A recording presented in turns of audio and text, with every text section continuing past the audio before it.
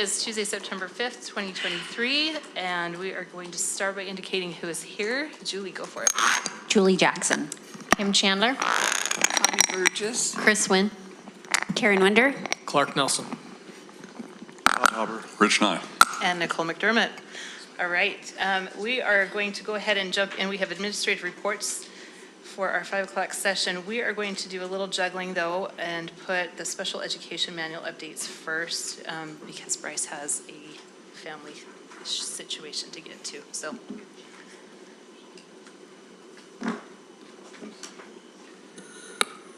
Thank you. You've been provided a summary of the updated rules, or the updates to the new state rules, which require that we update our manual as well. There were some substantial adjustments within the state rules and regulations regarding special education, specifically regarding some definitions that have been of question, some clarifications that have come from due process hearings and determinations that have come through in the last 2 years. I've supplied you a kind of a summary of each section and what the major changes in each section were. If you have any questions, just let me know. Does anybody have any questions for him? Okay. All right. That was it then. That was easy. There we go. Thanks so much. Thank you. Thanks, Bryce, for being here. All right, we are going to move on then to our athletic participation, Title IX. So Rick, Noel, and Aaron.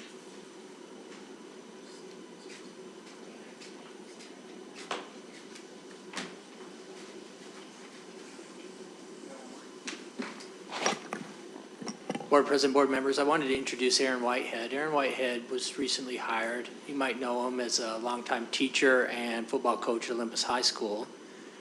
We lost Chris Shipman to Utah High School Athletic Activities Association, and Aaron has come in and taken that spot. So he's presenting with us. Welcome, Aaron. I don't think I can not call you coach. I think that's just going to have to stick forever. I'll make what you want. He's been called worse.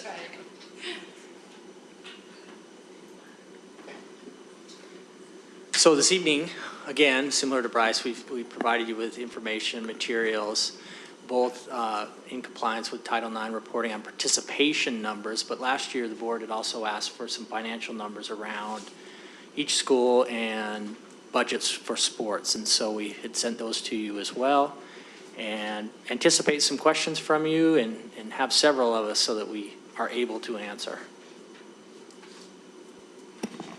Go for it.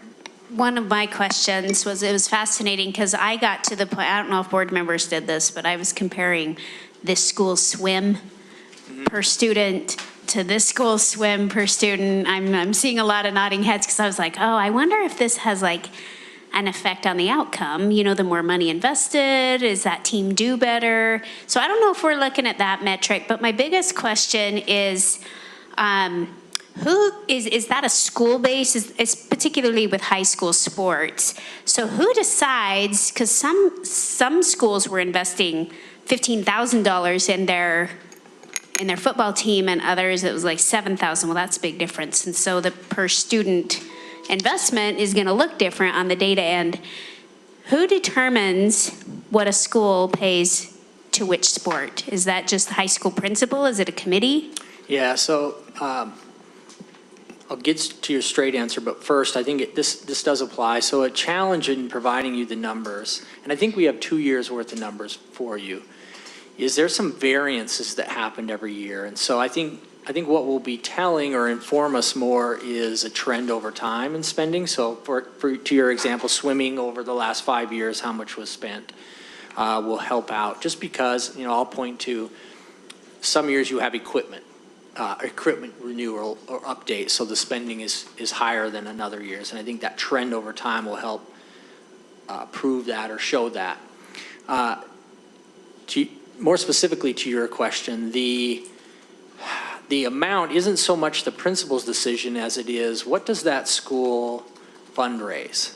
and what is it that they're trying to do. So the spending will increase if they are, let's say, going to do a trip to California to play someone, or they're going to buy an extra set of matching swimsuits, or using the swimming example. Some of those things will create variance in the spending across schools. Is that what you were asking, Karen? Yes and no. That helps address some of the variance. I guess what I would like to know is, how do we find out how much a high school invests in each? Outside of fundraising, how much is spent on each sport at each high school? And can board members see that? And that's, I immediately go to that's, I thought what we had provided, meaning showing each school, and then by each sport, we have 2 columns in that spreadsheet, the total revenue, total spending, and school contributions. And I think it's the school contributions, but then you were just mentioning that school contribution, if it's fundraising as well. So I'm getting, am I confused? Or, because I guess if I'm looking at the school contribution, how do I know how much is fundraising and how much do I know is school investment? Right. Am I? No, that makes sense. This was a Okay. question earlier that I didn't have the answer for, so I started digging. I think Aaron had looked into that for us. Yeah, so basically, when you look at school contributions, there's 3 main areas. There's multiple areas, but the 3 big ones include district allocations, and that would be what's based on enrollment, school operations. The second would be the gate, what's taken in. For example, at a football game, what's brought in each Friday evening. And then the third one would be district level contributions. For example, at the tail end, the fee waiver funding. Other areas would be the funds taken in for building rentals. Another area might be the vending, the money taken in from vending. So all these would come in for contributions. So to your question, fees and fundraisers would be revenue. And I think what she's asking is, could that get broken out? I see what you're saying. Okay. So it's nice to know, because some schools are going to just naturally be able to fundraise better. Some communities, they're counting pennies and dollars, and so those fundraisers are a little bit harder. Other areas, you have people who will write out checks, and so obviously that's going to go I think we could higher. probably review the data and make an update on the report and resend it out to the board. Yeah, I don't with need that an answer piece. right now, but those are the questions. As I really studied and I did the comparison from school to school, I was just curious. So what you're saying is that. you'd like to see the school contribution disaggregated by what funding Yeah, sources brought in because that I think money. that's telling to know what communities can fundraise and what can't, and kind of the effects of that, or the consequences of that, and what teams can do over here that can fundraise and what teams can't do over here because fundraising is more difficult. Got it. Does that make sense? Mm-hmm. Sorry, Clark. No, that's okay. I just want to piggyback off that. Can I show you an example that maybe we could use as a way to make sure we get to the right data to accomplish what Karen's describing and what the rest of us seem to be desiring in terms of more substantive data? If you look at Cypress High School girls wrestling, just as an example. So they had 14 participants in fiscal year 2022 and 13 in 2023. Their revenues were substantially equivalent in those 2 years. The school contribution was significantly higher by more than double in fiscal 22 versus 23, and their expenses were significantly higher in fiscal 2023 than in fiscal 22.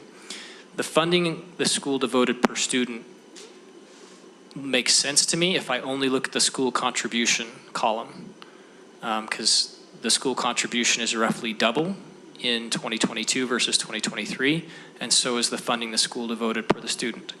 But the expenses that were incurred were significantly higher in 2023.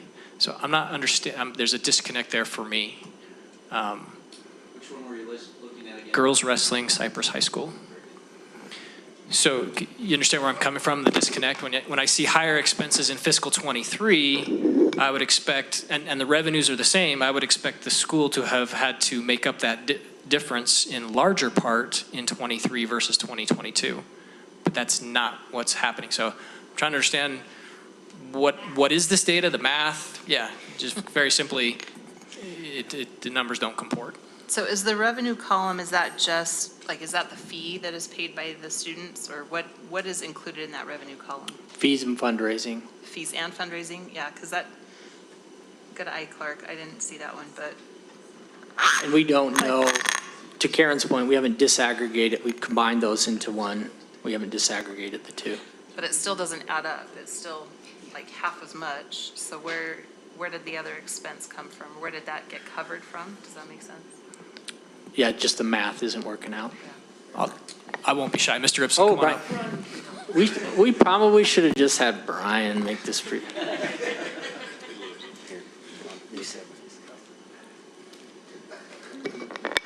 Hi, board members.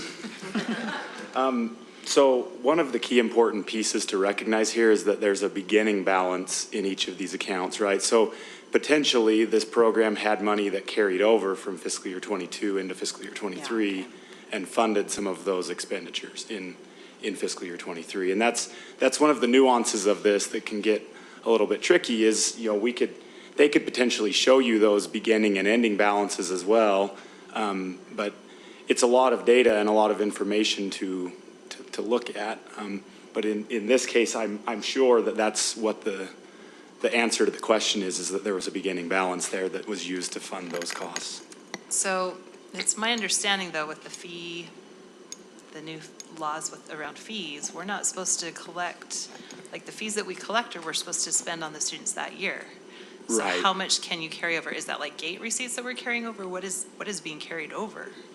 So It's within fundraising? any given program, that's always a challenge of being able to link all of the dollars to the revenue source that generated the money, right? Because money can come in from a donation, it can come in from fees, it might come in from a fundraiser that you do, and all of it's held together inside of one program. And you aren't able, I mean, generally our assumption is as we spend dollars, we're spending fee dollars first and the most restricted dollars first, and then getting down to the less restricted dollars, right? But we don't have a mechanism in the accounting system that says this dollar that I'm spending was generated through fundraising or through fees. We know that it's spent out of that program, but we don't know which revenue source. We're not tracking it to that level. And if we did, that would get very complicated in a hurry, right? Oh, Yeah. I'll ask you to recall that last year when we talked about this, we indicated that this data only has so much relevance because really, to your question, Nicole, a program can require students to pay a certain fee, and it does have to be spent, but it can be carried. But that can be that amount can be carried for additional expenses for the program itself. So if a student is benefiting from certain equipment, for example, but then that equipment has to be replaced, then the fees themselves can be raised in order for those students to pay those out over time. And so what we really need is more data, because we're only in year 2 of this legislation, right? And you'll remember last year we said after 1 year, it's really difficult to demonstrate exactly how that's going to even out over time. Where in year 2, I would say the same thing. It's really difficult to see how that's going to even out over time because there's just too many variables. And remember that the legislation itself only requires us to report back what those expenditures are and what the fees are, right? That's really it. We could get into the weeds and get very, very complicated very, very quickly if that's what the board wanted us to do. That's not what's required by the statute, and so we're giving you in fact, we're actually giving you more than what's required by the statute. We're trying to give you as much information as we can. And we do think that those numbers will make more sense after we've been able to collect this data over time and actually see these things level out over time. How difficult would it be to put a beginning balance on these at the beginning of when that became the legislation? Not difficult. Because then that at least allows us a starting point of sorts to then look at that deficit spending and see how it hopefully evens out over time. And to clarify, as schools put together their spend plans, they are given a section that allows for them to plan for these kinds of expenditures that we're saying, hey, we know 3 years from now we have to buy new uniforms. We're going to charge every kid a portion of that cost and level that out across the years, right? And So so, that may have been where that 12,000. could be, yes. A point of clarification, though, we do not have set standards as to how often a program buys uniforms or how often they replace uniforms, or if they have a home and an away uniform. And so there's a lot of variables here that we don't have standardized. I think that was something I was going to ask. Coach, I had emailed you about just some questions about some of these fees. And one of the things that you said is, yes, this would be a lot easier if the state would just standardize this. And so my question is I'm not saying I want to standardize it, but we as a board could choose to standardize it. Is that right? Yeah. And are there reasons for us to do that or not to do that? When you say standardize, and I read Aaron's response, I'm assuming that means place limitations on what schools can spend across the Right, district. because we have limitations on what they can charge for a student's fee, right? But then we're finding, I mean, my question really surrounded my same old frustration about the inequities going on with our sports programs. And so the question I think I'm asking is, yeah, can we say this is the most you can spend per student even? Because like, for example, I noticed with cheer, some people had 15 kids and some had 66. Yeah. So you need The to figure disparity on out. that example alone ranged from $6,000 per student to as little as $1,200 per Right. student. And the lone caveat with respect to this district and this Board of Education limiting just our 8 high schools and how much they can spend on any individual program is it limits our ability to compete with every other school in the Right, district, okay. in the state. And that's why you're saying this would need to be a state deal. I had one other question. Is that okay, President? The other thing that I would like to know in here is, I believe that when a school excuses a student from paying the fee, that would, no longer be a revenue. Now that's an expense, right? And I would like to see how much each school is needing to spend on that and understand. I think that would be helpful to understand. Are you talking about fee waiver, if they're on a fee waiver? Because we still pay for those fee waivers, right? And do we pay for them on a school level or a district level? It's district level. Okay, so that's not coming out of the pot of the individual school. So it's reimbursed by the district. Is it recorded as an expense for that program, or how is it recorded at the program level? When that fee waiver is, This is where I shouldn't have let Brian off the hook. thanks for staying, Brian. We might as well pull up another chair at this table. Takes a village here. Because I just wanted, this is interesting to me because personal experience, I don't think I ever saw that in my program. Yeah, so why I'm teasing and joking with Brian is Brian helped us with how to visualize this data. He helped us with the spreadsheet, and he knows the business rules behind each column. And he does this all day, every day. He's a pro. We're glad you guys are working as a team. Yes. It's what makes it work, so thank you. So when a school waives a fee, that results in a reduction of revenue, right? So they would have had revenue, but they don't have revenue for that fee that was charged but waived. And they still spend dollars for that student in the program, right? There's still costs to buy all of the supplies and all of the necessary things for that student. So you're still going to see expenses there, but there is no expense that represents the waiving of that fee. That just results in a reduction of revenue, right? We have less money coming in. And then in the school contribution column, it actually reflects that transfer into the program to make up that fee revenue that was lost. So the schools will see, hey, we lost money due to fee waivers. They're going to see a negative in their revenues to represent, hey, we charged a fee and we waived a fee. The net result there is zero. We didn't get any money because of that. But then the district came in and transferred money into our program to make us whole and cover all of those fees that were waived. But that transfer is not included in the revenue here in this accounting. It's shown in contributions. It's one of several areas that could make up school contribution. Oh, gotcha, okay. Gotcha. Who keeps track? Elaborate on that question.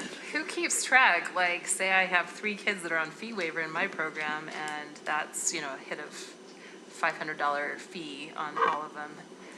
Who makes sure that that fee, or that money that gets to the school is then coming into my program? School bookkeeper. So that's who you need to talk to if it's not happening. And the district does reimburse for the full fee amount?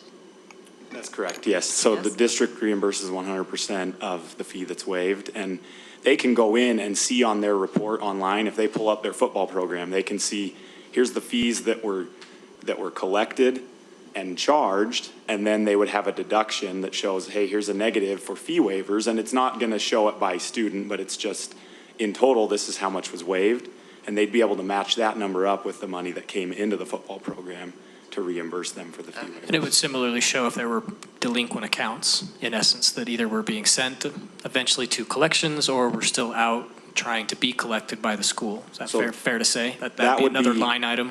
That would be on another system. That, we're talking about a report that's generated from the accounting system in this circumstance, but in the other, it would be on the point of sale system where Okay. debts are tracked, and they would be able to see who hasn't paid for their fees. And that's another area where you might end up losing some revenue if those fees don't get paid, right?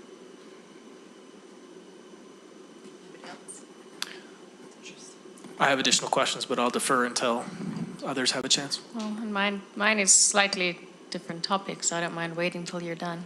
I don't know if that mine's the same topic either, but thank you. I'll go. First question that's really more of a technicality. So some of these columns are called school contribution, others are called transfer. I assume that's just a template issue. That's one and the same thing. Is that fair to say?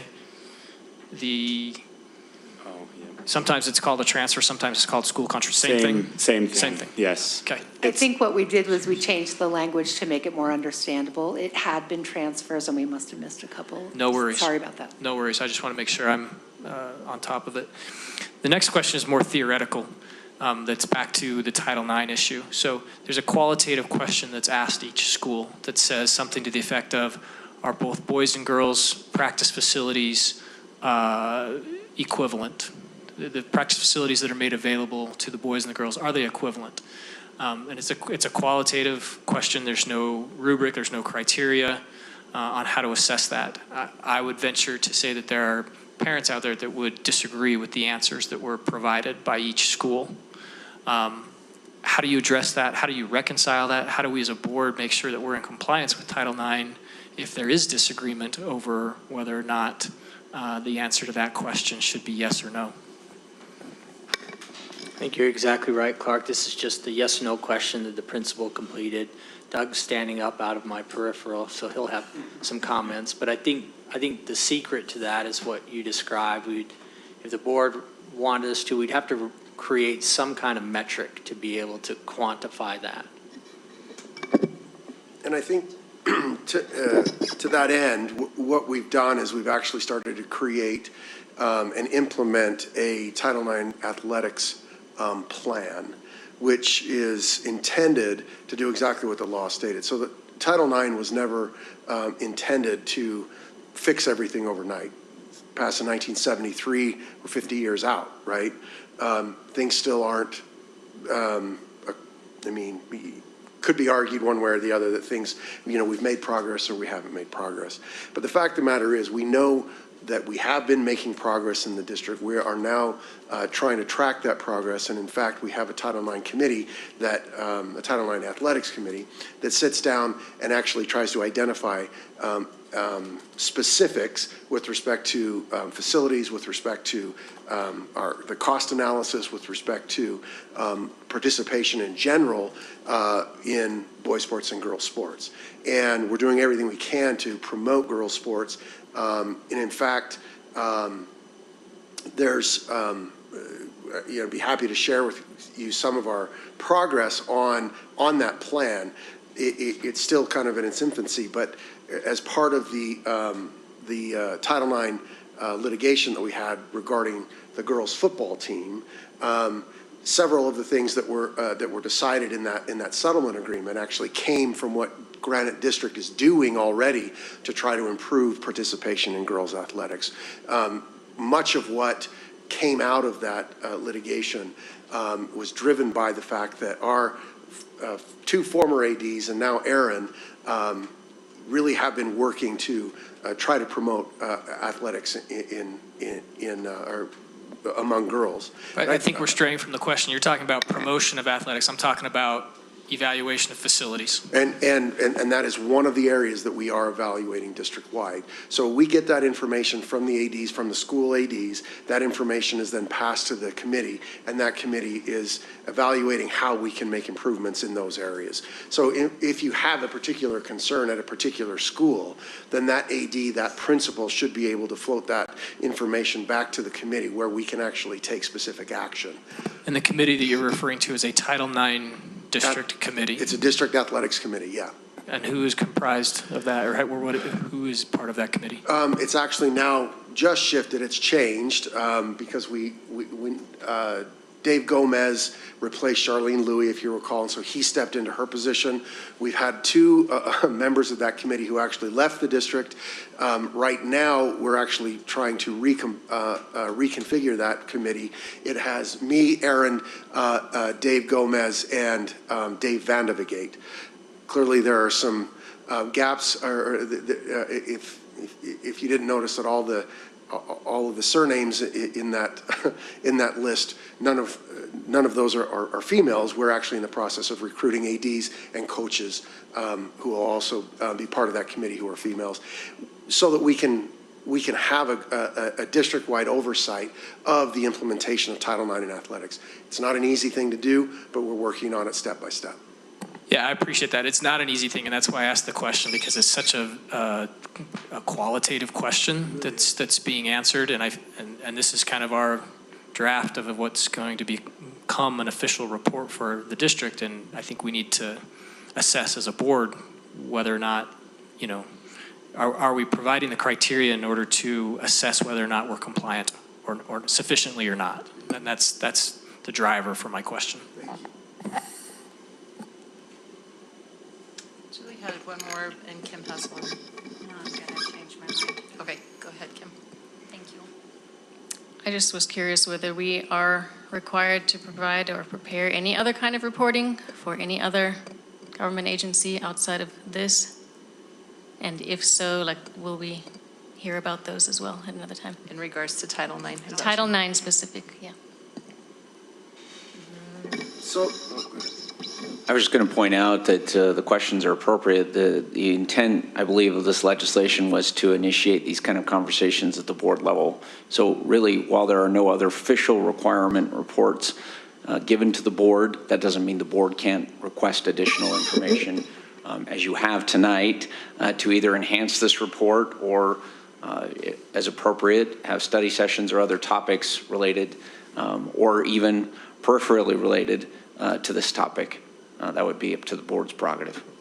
And I'll just point you to the statute. It's in state statute, Utah Code Section 53G 6 1101. That's the statute itself. It actually only requires us to report on specifically on participation numbers and on total cost, the amount of spending that the school devotes to each gender-designated sport reported in total amount and per student basis. So that's really all that the legislation itself contemplates. But as Ben said, if there's more information that you desire, then we'd be happy to do some study and bring back more information.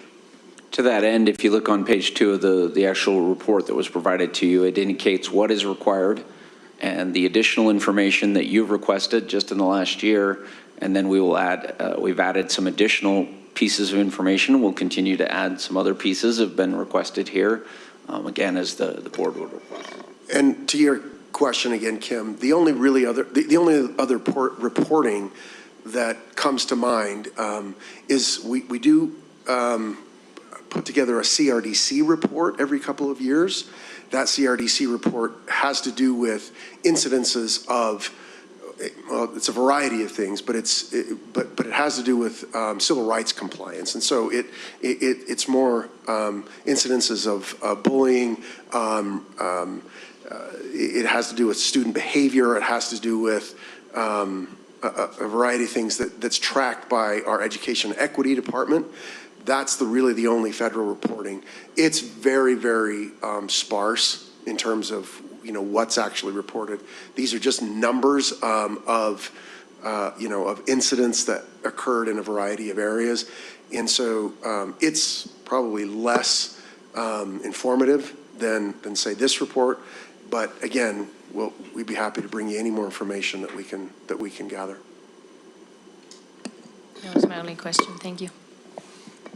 Bonnie, did you have anything?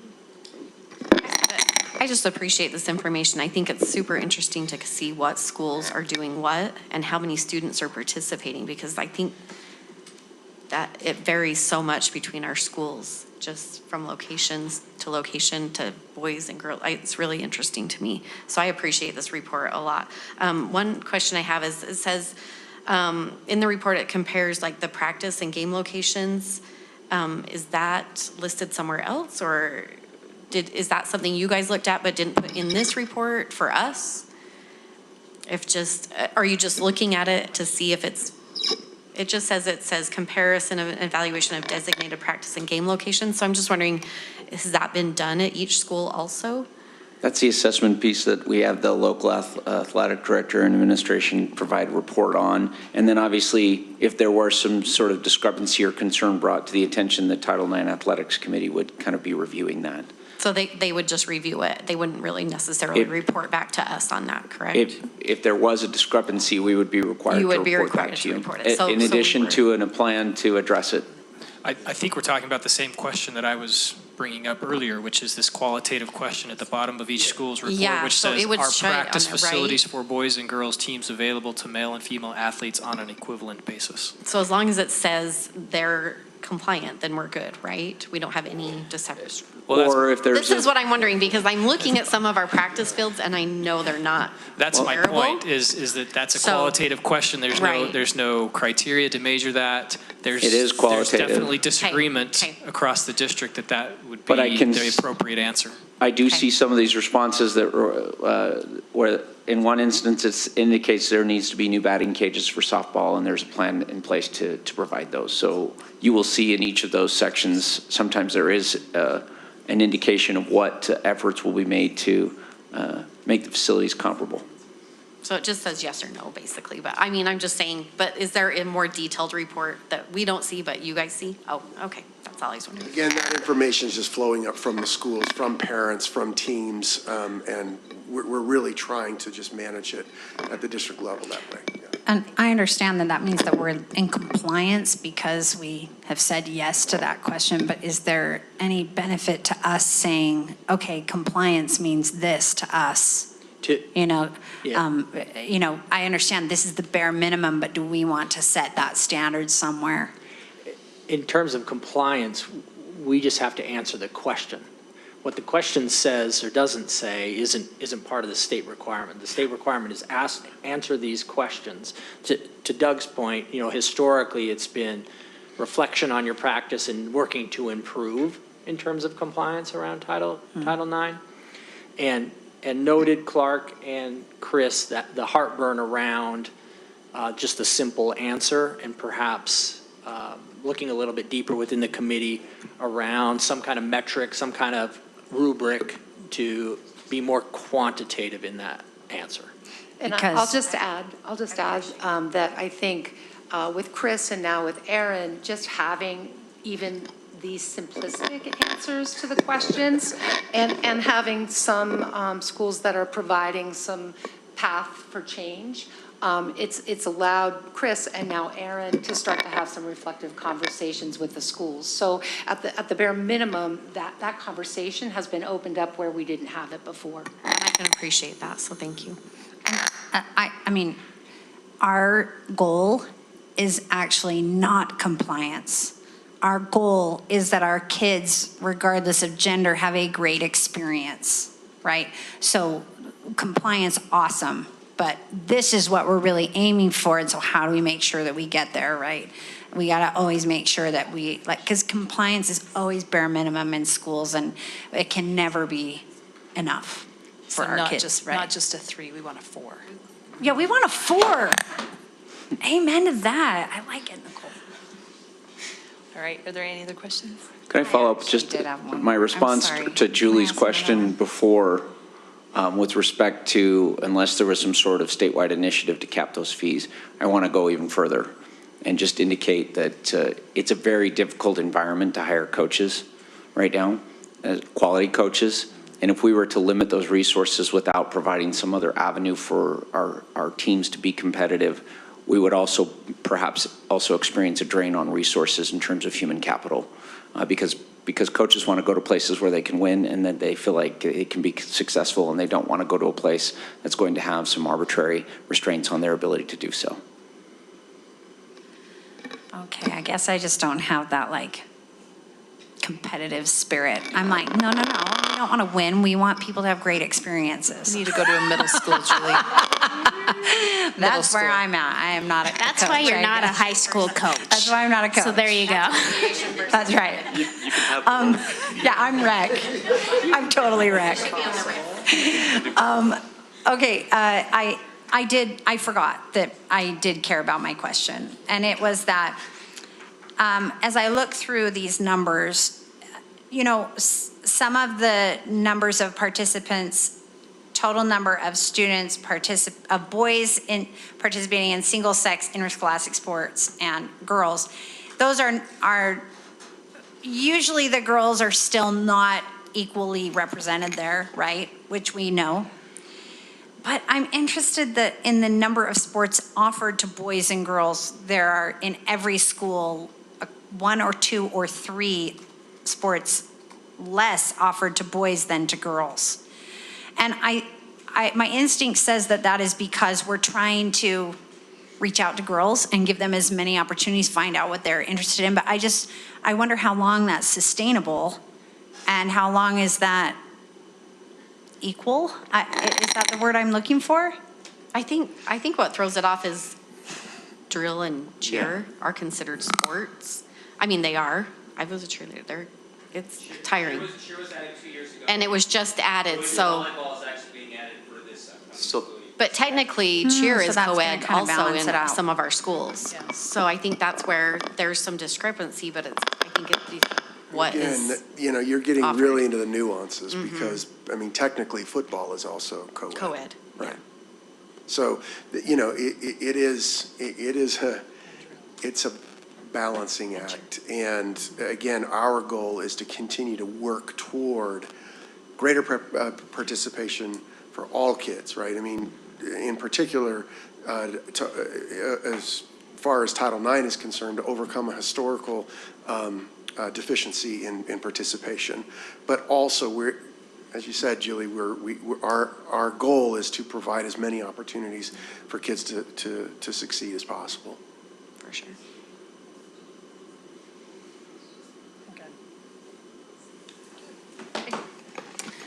All right, we're going to go ahead, thank you, go on to. This is so much data, so thank you, whoever put this together. We're going to go on to supplemental literacy software, Rick, Anthony, and Noel, and Jared. Can I have Brian just always sit by me so I feel better? Brian, you're not excused, just kidding. Oh, Jared will work. Jared will work. Jared's here.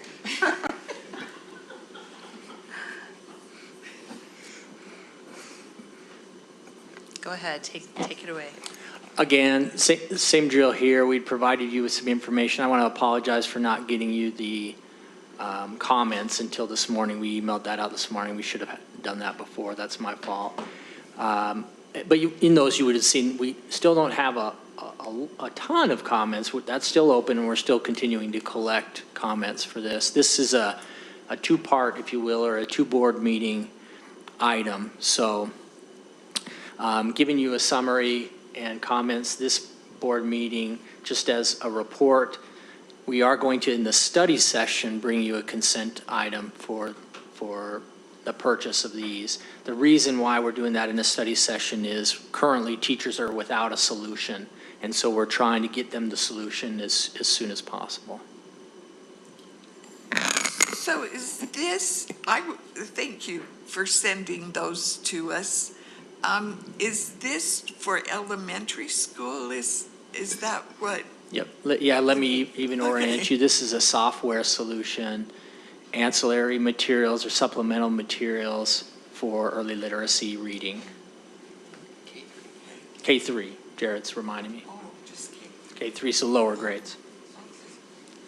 How were the comments elicited, or how will they continue to be elicited from wherever they're coming from? I recognize that those are teachers. It appeared to me to be that those are teachers that provided those comments. Well, it's a combination. Some were parents. So how are these being elicited? Yep, or sometimes the combo, right? So sometimes you'll have a lot of teachers who also have children in our. Right.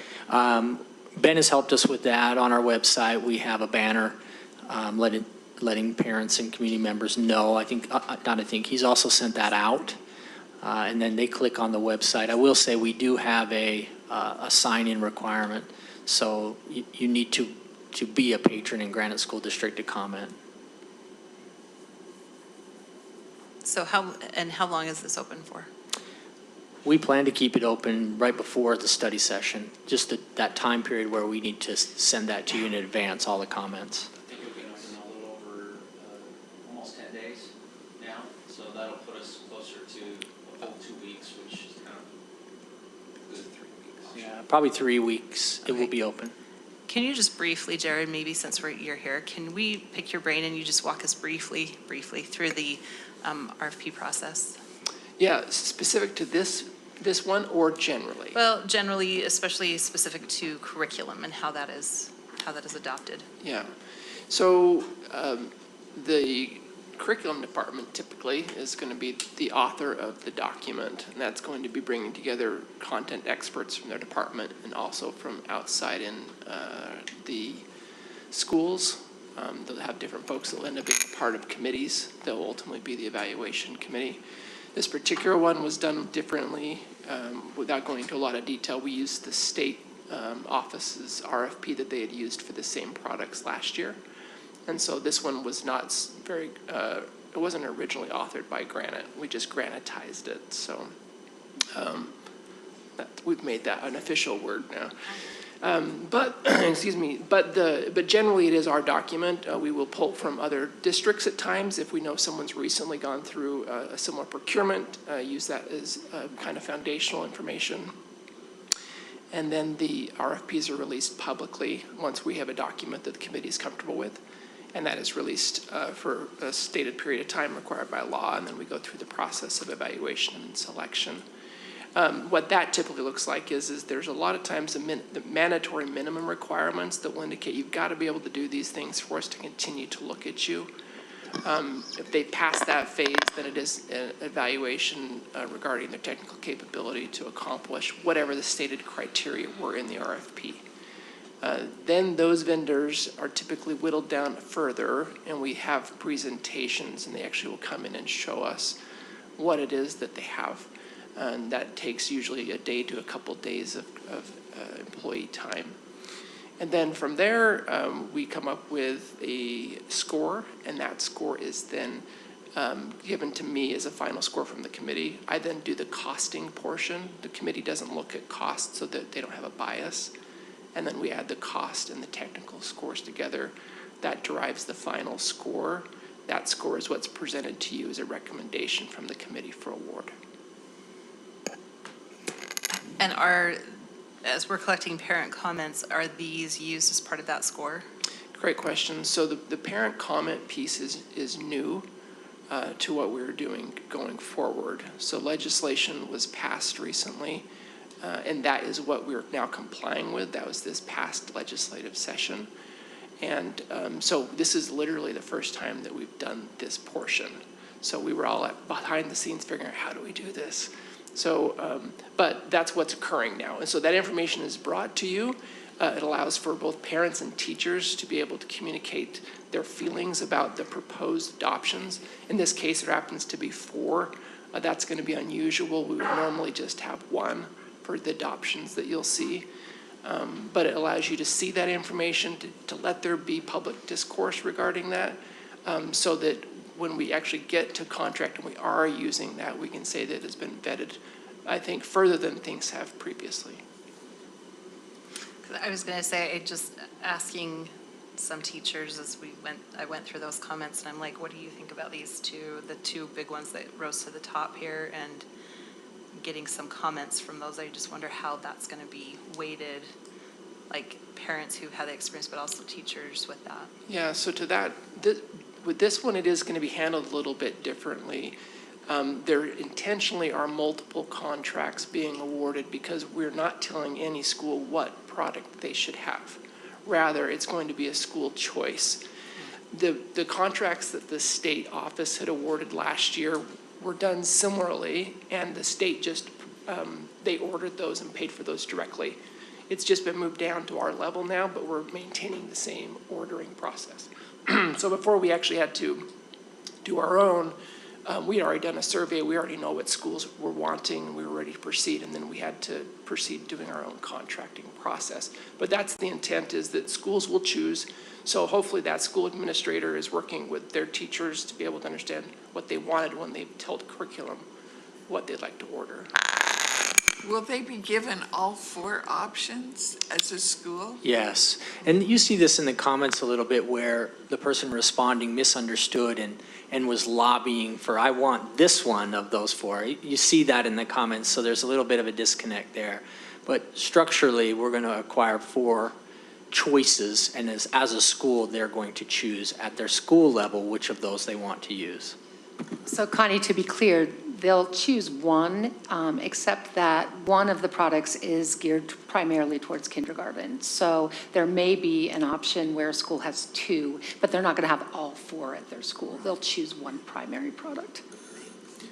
Yeah, and maybe it's to be mentioned that the funding for this product is coming from the legislature to us directly. So it's not school funds that'll be choosing this. It will be regardless of what they choose, and they're not the same cost. It is ultimately, there's enough funding to take care of whatever choice is made by a school. Moving forward, you're going to, and I should have started with this, I apologize. Moving forward, you're going to see this same structure from us when it comes to big acquisitions on instructional materials. The legislation that was passed has us bring this to you twice. So once, just a report on where it's at, and then a second as a consent item. So that's going to be somewhat new. Always with big purchases, you would see that, but this opportunity for input is the new piece you're going to see.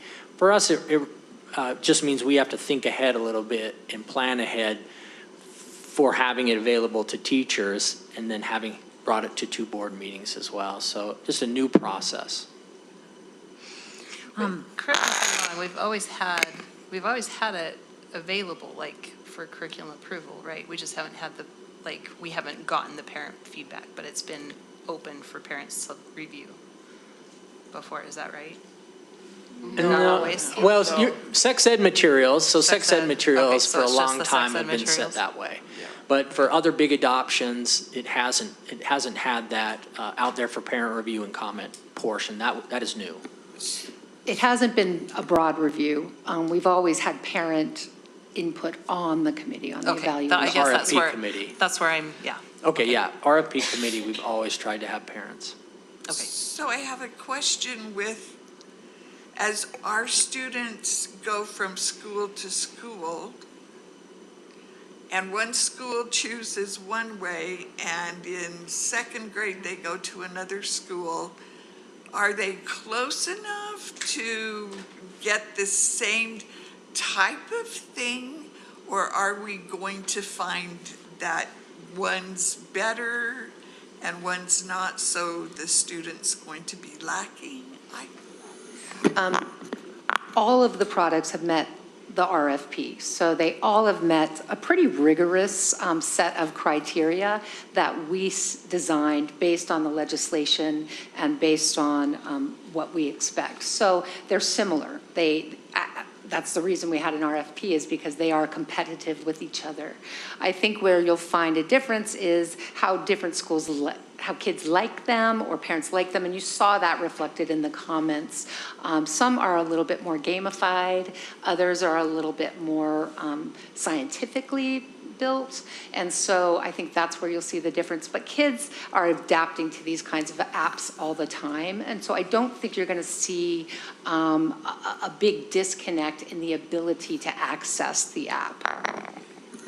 And I would just make mention too that this is supplementary, and so the core English language arts instruction will be same across the schools as it has been, and this just supplements that per the need or a student's issue. So students can pick up, if they move schools and they're using two different products, I would imagine they'd be able to pick it up pretty quick and be able to be serviced by it really well.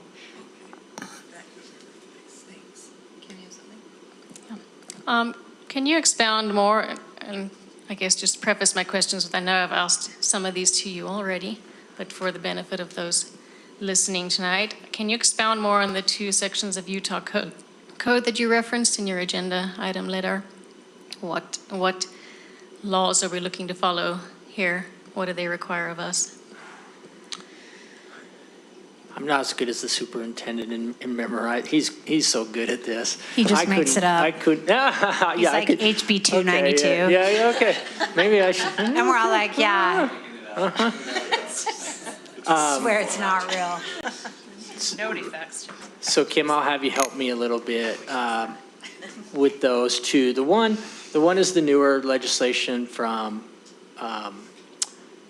in terms of this procurement process and opportunity for parent feedback. That legislation. There's some legislation associated with just early reading intervention. I want to say that's Senate Bill 127, Superintendent? Oh, geez, look at me go. Look at me go. That has a lot of different things that have been put in place around improving literacy outcomes in elementary school. Letters, for example, is a outcome of House Bill 127. Okay. Sorry, go ahead. Yes, Senate Bill 127, again, across the state, utilizing partnerships between public ed for sure, the legislature, the State Board of Education, and higher ed as well as some community partnerships. In terms of the requirement for us, there's a lot to that bill, but this particular piece requires an early intervention software, if you will, or this supplementary that is research-based.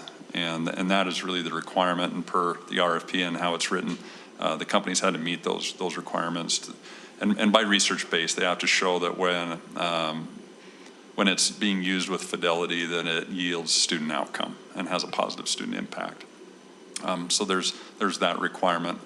Some of the other requirements are some early literacy coaches, and we can go into some of those details. But for what's before us right here, it's adopting this that's in conjunction with SB 127, research, evidence-based, the procurement code. But I don't know if that's part of the question.